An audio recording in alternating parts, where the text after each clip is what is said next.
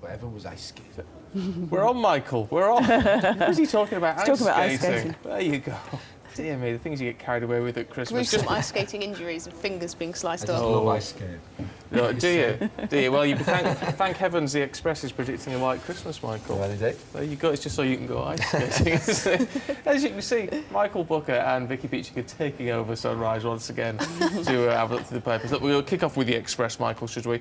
And a Roma countdown for a mass exodus to the UK, says the Express. Well, we've been over to a place called Barbalesti, which is not far outside of Bucharest, the Romanian capital. It's just as a pre-story to what could be one of the big stories going up to, well, from January the 1st up to the next election, really. And there has been lots of stories about how many people will be coming over, a lot of speculation, people saying up to 70,000 Bulgarian and Romanian migrants coming over once the rules on EU movement are the restrictions are lifted in January. So we've been over and just spoken to some people in one town, and you can understand why they do want to come here, because they're living in abject poverty. We've seen one family, Tony Samdu is the father, he's 40. He lives with 8 members in a very cold and cramped house. They've got one little stove there, just a couple of mattresses. They go around on a pony, and then they've got a cart as well, which a lot of people in that village do. So it's quite understandable why you think... Does make sense, you know, doesn't it? if they could get here, they would do. Obviously, that's, you know, it causes a whole lot of problems here if he can't get work and things like that. It says that their welfare system's really pittance, isn't it? It's paying between £20 and £40 a month, their welfare system, and then a good pension, having done a whole career, So you're looking at 150 quid. So you can see why people would be tempted to come here to do that. It's going to be very interesting to watch flights arrive on January the 1st from Romania and Bulgaria to see if there is this mass exodus. But you know, the people we've spoken to, they're saying, well, they're quite prepared to try and make the trek across here. So, you know, we'll see what happens. But there are people there who look as though they could do with a better life, but whether people will accept them coming here and then, you know, putting the strain on the NHS and things like that is the big question, isn't it? It's very difficult. Well, it is, isn't it? When especially when you see people we'd in probably such... do the same, wouldn't we? Yeah. Whether they can afford to actually get here in the first place is another matter. But, you know. To the Mirror, Vicky. Miracle at the Apollo, they're saying. I mean, one of these graphic pictures from inside the theatre from Thursday night. Related to the part of the ceiling coming down at the Apollo Theatre, it always interests me when I see sort of religious language used in these kind of stories. Miracle. Some people in the piece are saying it is a miracle that not more people were injured, but others are actually saying that things like this were an accident waiting to happen, that there hasn't been enough finances put into these incredible old buildings, and that actually we need to realise what a legacy we have in terms of our theatre history in London, and we need to make sure that money's channelled into these buildings to make sure that they're safe, make sure that they retain their beauty, because we'd hate to lose them, wouldn't we? Yeah, it's... Well, I've always been surprised. I've only been actually. to the theatre a couple of times in recent times, and how rickety a lot of these theatres are for the amount of money that's going through them all the time. I mean, like this one, Well, in 1901 it was built. They're very, very old buildings. Yeah. It's But you're right, when you difficult think to of the maintain. price of theatre tickets. Yeah, you'd think I they'd actually have somebody quite a lot saying going 1.5 billion to Yeah, I think the Tim economy. Walker from The Telegraph was mentioning a few things yesterday, and I think it was on Sky, just saying, because, well, he's a theatre critic himself, and he's amazed at how, you know, these places are left in that sort of state. It's a real shame. But the other great thing to draw out of the story is that the emergency services did an absolutely amazing job. Yeah. The way they rallied and just pulled together was incredible. So I think, And thinking you know, on their feet, you know, commandeering the buses. that was great, wasn't it? Grabbing a bus, putting people. people on it. I think that Really shows how commendable. excellent they are under pressure.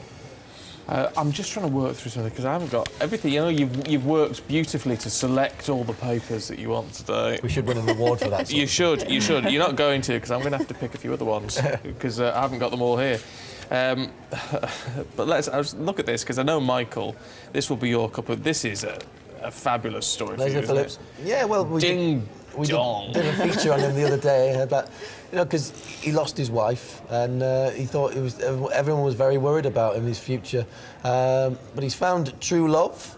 He married her yesterday.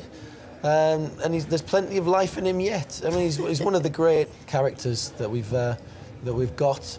Thankfully, he's still going strong at 89. There he is with Zara, his wife, half his age. He's still an old rogue, and he's still enjoying himself. Lovable Rose. He's made a career out of being an old rogue, though. hasn't he? Exactly. Which Yeah, is, he always looked really old when he was really young as well in the films. it's just sort of you don't know how much of it is, how much of the characters he played are actually him, or whether he's just adopted some of that. I mean, you don't know which way it works. Yeah, well, he looks a bit of a rake, doesn't he? But that's what we need, a few more rakes, don't we? Love him. He's such a brilliant character. Absolutely love him. We're going to take a short break. I'm going to see if I can reboot my iPad and get a few proper stories up for you. And we're back with more in just a moment. So we're looking to pay Hello there. Michael Well, we've and seen Vicky. some fresh snowfall to be... Joe's in the background somewhere, but we'll sort her out. We'll get her back for the end of the hour. Let's talk dogs again, should we? Because this got a huge response last time. Ratings gold, I'm told. Can't get enough of the dog. This is Woofra, the dog that was abandoned. He survived 3 weeks up a mountain with a broken leg and has found a new home but isn't smiling about it. Lovely. But you said, I mean, it's a beautiful story. She's happy, new home, but you think she's just too miserable. Well, I would like to see more smiling dogs. She's been through a lot. Traumatised. I've got a dog myself. It doesn't smile. Everything I try won't smile. So you like it? Well, you know what the problem with these dogs, though? Tinsel, perhaps it's Christmas Day, but you're not putting your dog in the right outfits. Okay. 12-year-old Nathan, morning Nathan, he knows what to do with his dog. Right. Especially Casper. You see, you put them in a nice balaclava. Oh, that's so sweet. There you go, and that makes you Right, smile. that's a smile, is it? Okay. That's a happy dog, is Casper. We like Casper. Looks more like a pant to me. Yeah. Oh, give over. Really Sorry, I'm a tough taskmaster when it comes to smiling. Well, Okay, let's what get about some this real one then? smiles. Come on. This dog, their viewers very shy. that's a smile. Smiling dog. That's a definitely. smile. That's the winner. That's a lovely dog. What about, you see, cute dog? This is Gay Kite. Great name. Look at that. Look at that Yeah, dog it's having a definitely a lovely smile. time. You see, you've got a They've happy cheated dog. by rubbing its belly there, I think. You've got gotta be a happy pure dog smile. there, okay. But Rhea Averley, her Basset Hound, does it feel this is just fabulous? Are you bracing yourself for this? Basset Ready. Hound getting into the Christmas spirit. That is amazing. Saddest dog Such in the a world. British dog. Isn't that lovely? Not going to smile. No, that's never going to smile. Absolutely love it. Absolutely love it. Fantastic. The sheer hatred in its eyes. It's I lovely. love that about Twitter, that people can actually watch and sense their Yeah, feelings they it's watch great. and then see it. Yeah, I think very cool. my favourite's Casper. Actually, I love Casper. He's gorgeous. Let's talk about what else should we talk about, guys? Because you've got a bit of a choice. And what was your last one on the list? Because I'm busy stuck on I've got dogs. celebrities and we look run like down. Christmas crackers. Christmas crackers. Here we go. Don't look like a Christmas cracker. This struck me as sometimes you just got to applaud the opposition. This is the Daily Mail. Someone's obviously gone insane in the offices yesterday. Picture research, step forward, Claire Chizotti, because she's got a byline on there. And this is, someone said, you know, celebrities sometimes look like Christmas crackers, don't they? So can we have 2 pages full of celebrities that look like Christmas crackers? And she's come up with them. There they are. That's Liz Hurley looking like a Christmas cracker.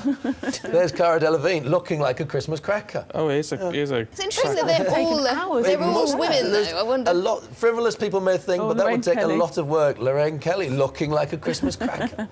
Is it? It's The end of never it. ending. There she is. You can buy her from Fortnum and Mason, apparently.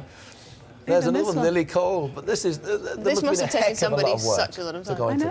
know. She, Right, Carey. she hasn't made these Christmas crackers herself. to No, match there was the a Fortnum and dresses Mason. Maybe Oh, they you photoshopped cynic. either the dress or the Well, cracker. If she did, then even more plaudits. Who is she? Who is this? It says picture research Claire Chizotti. So, Claire well done. Chizotti. Well We done. salute you. Respect for your cracker work. We salute you. That is just this is my favourite. I think Paula Abdul is my favourite just because It's just full Wow. on, isn't It's it? almost needs Brilliant. sunglasses just to deal with that. love it. Absolutely brilliant. Guys, we're out of time. Hope you have a lovely Christmas. Yes, And we do. shall see you in the new year. We look forward to that. But let's get a quick